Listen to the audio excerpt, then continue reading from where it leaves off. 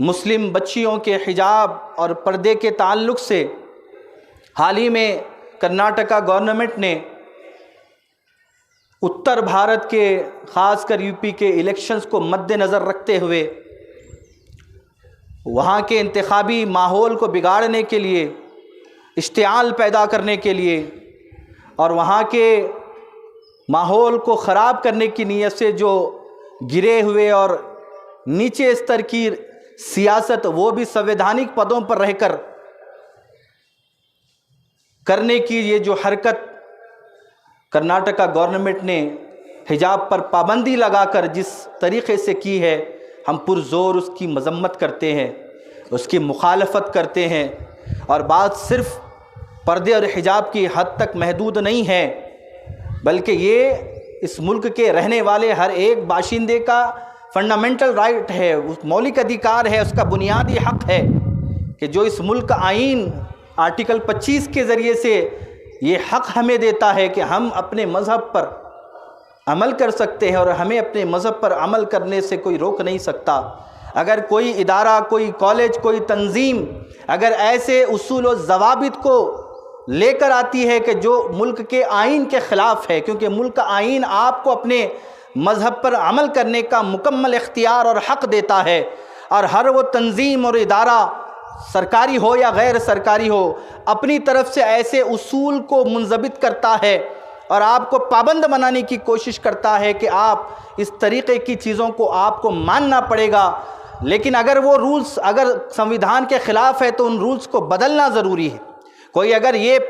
کہتا ہے کہ نہیں، ہمارے پاس آپ نے آنے کے بعد یہ رولز پر دستخطیں کی ہیں اور آپ کو اس پر عمل کرنا ہوگا، لیکن آپ کے رولز اگر ملک کے آئین، دستور کے بنیادی حقوق کے خلاف ہے تو بدلنا بچیوں کے حجاب کو نہیں، بدلنا آپ کے اصولوں کو چاہیے، بدلنا آپ کے رولز کو چاہیے، بدلنا آپ کے طریقہ کار کو چاہیے، کیونکہ یہ حجاب، یہ پردہ، یہ کوئی رسم، یہ رواج نہیں ہے، یہ کوئی چھوٹی موٹی بات نہیں ہے، بلکہ اسلام کے بنیادی احکامات میں سے ایک ہے۔ اللہ نے اور اس کے رسول نے ایمان والوں کو، مرد و خواتین کو اس کا پابند بنایا ہے، اور اس ملک کا آئین اور دستور ہمیں یہ اختیار دیتا ہے کہ ہم اپنے مذہب کا پورا خیال کرتے ہوئے زندگی گزاریں اور اس پر عمل کرتے ہوئے گزاریں، یہ حق ہمیں دیتا ہے۔ تو ہم پرزور کرناٹکا گورنمنٹ کی مذمت بھی کرتے ہیں اور ساتھ ہی ساتھ امن کی بھی اپیل کرتے ہیں، چاہے وہ کرناٹکا ہو یا شولاپور ہو یا پھر مہاراشٹر ہو۔ طلباء و طالبات سے یہ ہم پرزور اپیل کرتے ہیں کہ امن و سلامتی کو، اس ملک کی سالمیت کو بحال رکھنے کے لیے ہر ممکن کوشش کرنا یہ ہماری ذمہ داری ہے۔ ہمارے کسی قول و فعل سے حالات پر برا اثر نہ پڑے، حالات نہ بگڑیں اور کچھ لوگوں کو اپنا سیاسی مفاد حاصل کرنے میں آسانی نہ ہو جائے، کیونکہ کچھ لوگ چاہتے یہی ہیں کہ حالات بگڑیں، لوگوں میں انتشار پھیلے، مسلم اور غیر مسلم آپس میں آمنے سامنے ہو جائیں،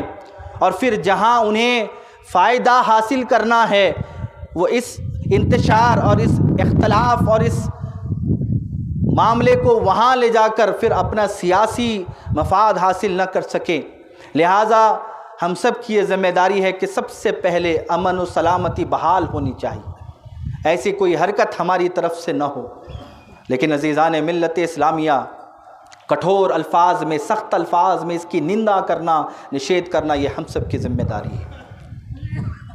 عزیزان محترم، جس انداز سے ہم نے دیکھا کہ کالج کے باہر بچیاں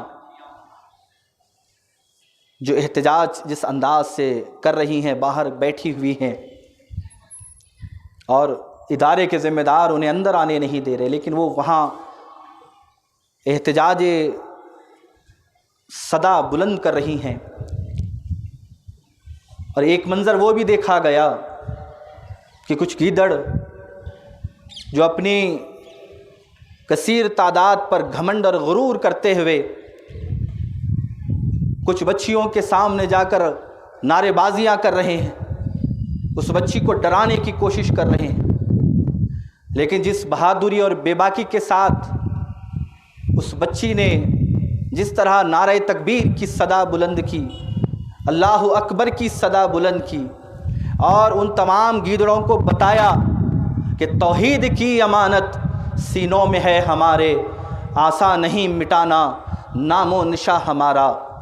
جس انداز سے اس نے اللہ کی تکبیر کو، اللہ کی کبریائی کو بیان کیا، گویا زبان حال سے وہ بتا رہی تھی کہ ظالم شیطانی اور طاغوتی طاقتیں کتنی ہی اسباب کے ساتھ اور کثرت کے ساتھ اور طاقت اور قوت کے ساتھ اور گیدڑوں کی کثرت کے ساتھ، بھیڑ کے ساتھ کیوں نہ ہو، لیکن جو اللہ سے ڈرتے ہیں اور اللہ اس کے رسول پر ایمان رکھتے ہیں، وہ ظالم اور طاغوتی اور شیطانی طاقتوں کے سامنے بھی جب آتے ہیں تو وہ حق کے ساتھ اور نڈر ہو کر بے باک انداز میں ظلم کی نگاہوں میں نگاہیں ڈال کر ان کا مقابلہ کرنا بھی جانتے ہیں، انہیں زیر کرنا بھی جانتے ہیں۔ جس منہ توڑ انداز میں جواب دیا گیا، عزیزان محترم، بات صرف اتنی نہیں ہے کہ کسی کے کچھ کہنے پر ورغلانے پر ہم ناراضگی کا اظہار کریں، بلکہ ایک پیغام دیا گیا، ایک میسج دیا گیا کہ ظلم اور طاغوتی طاقتیں اگر اپنی کثرت اور اپنے اسباب کی بنا پر کسی کو ڈرانا چاہتی ہے تو ہم ڈرنے والے نہیں۔ ہم انصاف کے لیے، اپنے حقوق کے لیے ہمیشہ جمہوری انداز میں ملک کے آئین اور دستور کا پاس و لحاظ کرتے ہوئے ہمیشہ کھڑے رہے ہیں اور آگے بھی کھڑے رہیں گے انشاءاللہ۔ لیکن عزیزان ملت اسلامیہ، وقت کی قلت ہے، اختتام میں ایک فکر میں دینا چاہوں گا کہ آج ہمارے بچے، ہماری بچیاں بطور خاص تعلیم حاصل کرنے کے لیے مصروف ہیں، پریشان ہیں، فکر مند ہیں، جستجو میں لگے ہوئے ہیں، لیکن ہم کہیں نہ کہیں اپنی کمی اور خامیوں پر جب نگاہ ڈالتے ہیں کہ آگے اے کاش کہ ہم نے خود سے اپنے بچے اور بچیوں کے لیے بہترین سے بہترین، اعلیٰ سے اعلیٰ تعلیم کی معیاری ادارے، اسکولز اور کالجز اگر قائم کیے ہوتے، اگر کثرت کے ساتھ ہمارے پاس مختلف علوم اور فنون میں، چاہے وہ میڈیکل فیلڈ سے ریلیٹڈ ہو، انجینئرنگ سے ریلیٹڈ ہو یا دیگر متعدد مختلف شعبے آج کے دور میں، جدید دور کے اعتبار سے، اگر ہم نے اپنی طاقتوں کو، قوتوں کو، مال و دولت کو، اپنی تعلیمی طاقت کو مضبوط کرنے، اپ گریڈ کرنے میں لگایا ہوتا تو آج ہماری بچیاں، ہمارے بچے در در کی ٹھوکریں نہیں کھاتے اپنی تعلیم کے حصول کے لیے، انہیں در در بھٹکنا نہ پڑتا، اس طرح پریشان ہونا نہ پڑتا، اور اس طرح گیدڑ اور کتے ان پر بھونکتے نہیں، بلکہ ہم اسلامی طرز اور اسلامی نظام کے پابندی کا، شرائط کا پورا پاس و لحاظ کرتے ہوئے اسلام اور شریعت کے دائرے میں رہ کر اپنے بچوں اور بچیوں کو اعلیٰ اور معیاری اور جدید تعلیم سے انہیں ہم نہ صرف سرفراز کرتے بلکہ وہ بہترین سے بہترین علمی اور فنی مہارت کو حاصل کر کے دنیا میں اسلام کا، مسلمانوں کا، خاندان برادری کا، ماں باپ کا نام روشن کرتے۔ لیکن ہم نے اپنی تمام تر طاقتوں کو، اسباب کو، انرجی کو ہم نے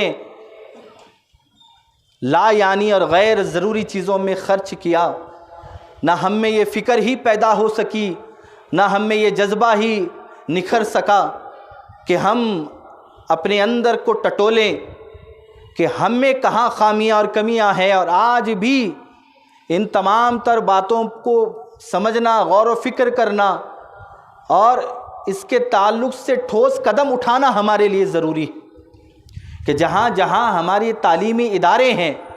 کسی نہ کسی اندرونی مسئلے کی وجہ سے پریشان ہیں،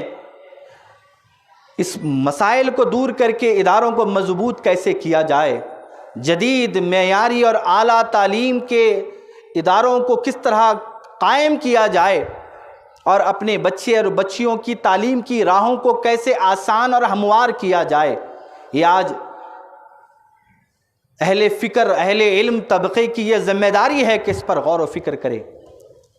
اور حالات کو سمجھے اور اپنی کمیوں اور خامیوں کا محاسبہ کرے، حساب کرے۔ کہ آج ہمیں